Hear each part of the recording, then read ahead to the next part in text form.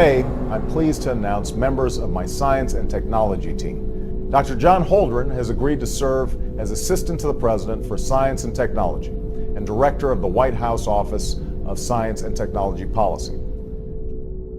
John P. Holdren is the resident science czar of the Obama White House. He's the head of the White House Council on Science and Technology, key advisor operating out of the new Executive Office building in Washington, D.C.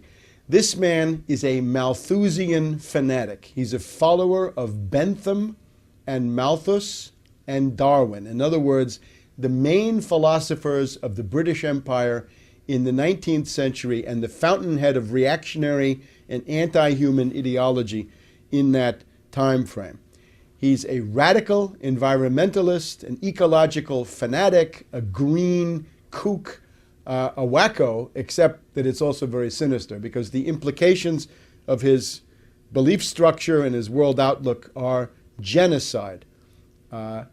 He is, in particular, an enemy of the traditional American point of view on the world. Holdren polemicizes in his books against people he calls the cornucopians, people who think that the bounty of nature and of production is unlimited. He says that's not true. There are limits to growth, and we have to live within those limits.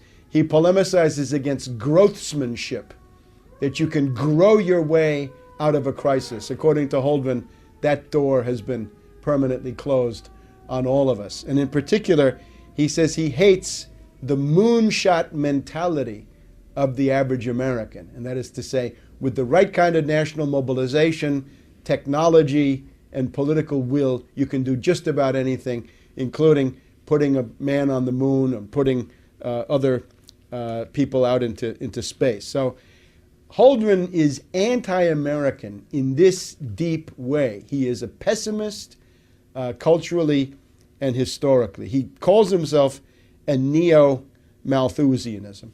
Now, the heart of his outlook is what he calls, he says that population is the root of all human problems. In other words, people pollute. Humanity is a cancer on the face of the earth. The one big problem in the ecosystem is the role of humankind. And of course, in reality, the existing ecosystem could not survive without the constant contributions of human production. It's very easy to show that. Holdren started off in the 1970s with Paul Ehrlich, who was a charlatan and an obscurantist and a crackpot who wrote the book The Population Bomb. Ehrlich was convinced that world population was growing out of control and that this was going to lead to a breakdown of human civilization sometime in the late 20th century. And it goes together with the campaign of the limits of growth, the Club of Rome, Aurelio Peccei, and the rest of these people. This is kind of the intellectual milieu that Holdren comes out of. Now, there was no population bomb. It's just not true. It never happened.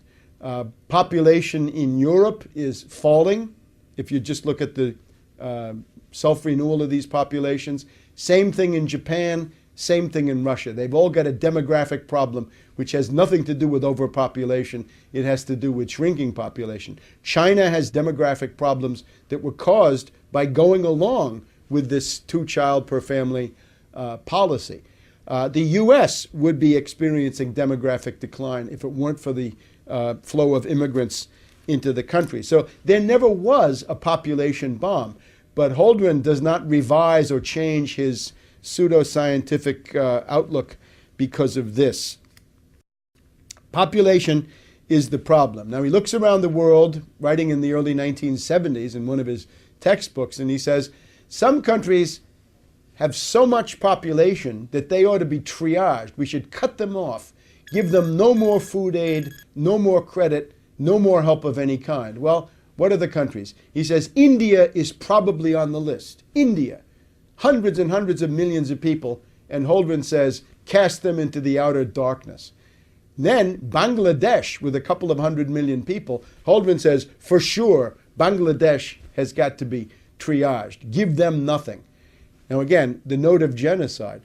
the idea that whole countries should be consigned to doom puts Holdren in a league which is far beyond Hitler in terms of the number of victims that these policies would result in. He hates science and technology. He wants to limit science and technology. He regards them as a threat to what he thinks of as the social order, and also to the crackpot views of charlatans and fakers like himself. He says he wants to create a science court that would decide which inventions could be put into practice and which would have to be banned. This is unbelievable. This would essentially strangle the source of human progress and consign us all into a stagnation and ruin, which would never end.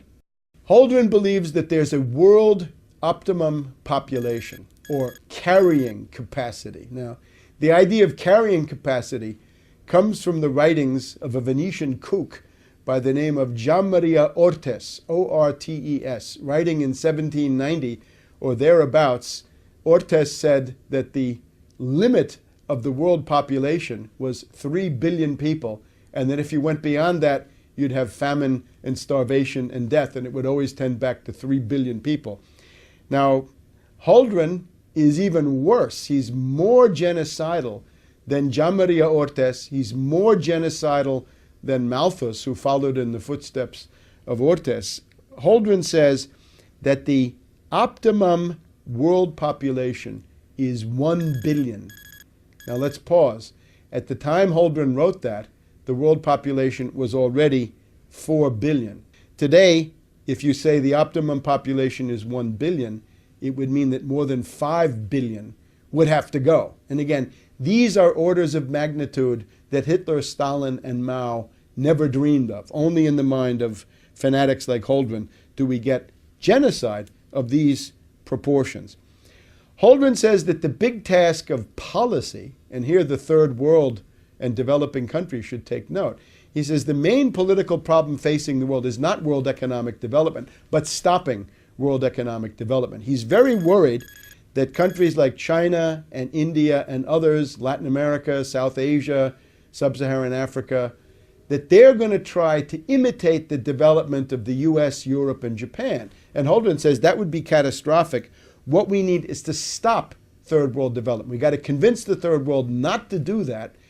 And we've got to institute de-development worldwide. In other words, turn back the clock of history, roll back progress, and go back to what amounts to pre-industrial civilization. Well, pre-industrial civilization is a lifespan of 30 to 35 years, nasty, brutish, and short, as Hobbes put it. So that's what Holdren wants for you and your family. In order to enforce this, he talks about a supranational monstrosity that he calls a planetary regime. This means a world empire, a supranational, one-world government that would attempt to control all details of human life. Would start with what he calls the global commons.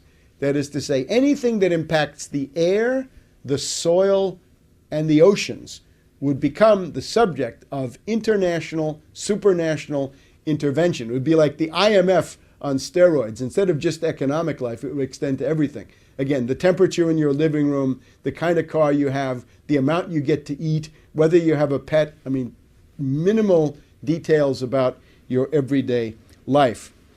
For individual countries such as the US, Holdren recommends a population law which would fix the outer limits of the acceptable population. And again, what happens if you are surplus? What happens if you are declared a useful leader? He doesn't say that so explicitly, but it's clear that you wouldn't fare very well. So one of the features of a population law, in Holdren's point of view, is to regulate the size of the family. And this is what, of course, China did in the post-Mao period, the two-child per family policy. So the hand of the totalitarian state intervenes in the most intimate decisions of the family, and the realm of individual responsibility pretty much ceases to exist. Now, Holdren is willing to do just about anything to, first of all, slow the rate of population increase. That's his first goal. Secondly, to bring population into stasis or equilibrium, zero growth, but then to turn it back and have a decreasing, diminishing world population. The Chinese experience is if you do that, you're flirting with economic collapse. But Holdren doesn't care about that. He's, of course, a fanatic. So what is he willing to do? He talks about all kinds of forced sterilization, that you can have surgical interventions on males. In India, he says, there was a policy of obligatory vasectomy once you had 2 children in the family if you were a government employee. He says that's something we could think about imitating. Compulsory abortion. Think about that. That would be something that was flirted with in post-Maoist China. He wants to have licenses for birth. In other words, a woman is not allowed to give birth unless she's purchased a marketable birth license. And of course, what happens if Goldman Sachs comes in and, because women are going to want those, drives up the price 100 times so that nobody can afford a birth permit? And what happens to people that are born illegitimately, meaning without a birth permit? He wants to have things that have been done in the meantime. Norplant, I think, is an example. Subcutaneous chemical devices that are put into the flesh of women to prevent them from conceiving. So, forced sterilization, compulsory abortion, forced vasectomy, birth licenses, subcutaneous implants, all kinds of compulsory, obligatory methods. In terms of forced sterilizations, he says you could do this by putting chemicals in food and water, but he thinks that these other methods would be more effective. He also has other methods of persuasion, which are really coercion, that if you have more than 2 kids in the family, there's no more free public education for you. The 3rd kid has to pay to go to the public school. If you're living in public housing, which is the case in some countries, the 3rd kid gets you kicked out of the public housing and you become homeless. He's also in favor of violating the family by seizing babies. He says that if it's a teenager or a minor who has had an illegitimate child and there's no husband in the picture, then the government should come in and seize that child and have a policy of forced adoption to take care of that illegitimate child. You can see that Holdren is a collectivist. He is not a collectivist of the Marxist type, however. I would call him a collectivist in the tradition of Rousseau for 2 reasons. Remember, there are 2 Rousseaus. One is the Rousseau who says that the noble savage is the goal of human life. In other words, the more primitive you are, the less civilization you have, the better you are. Just if you think about that, Rousseau on that basis is one of the most influential philosophers of the current time, because it basically says primitive societies are better than corrupt modern society, so we should go back to nature and go back to the ways of these underdeveloped peoples.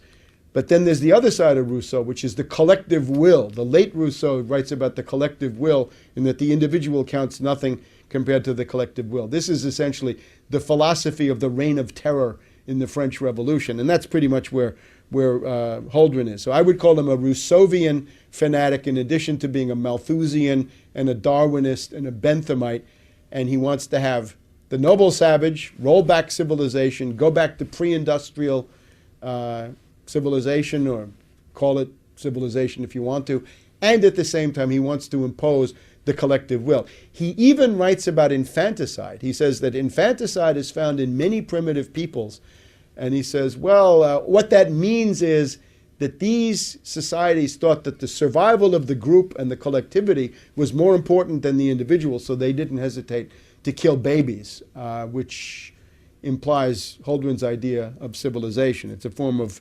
barbarity. Again, in Holdren's world, there are 2 main evils. One is overpopulation, the other is industrial pollution.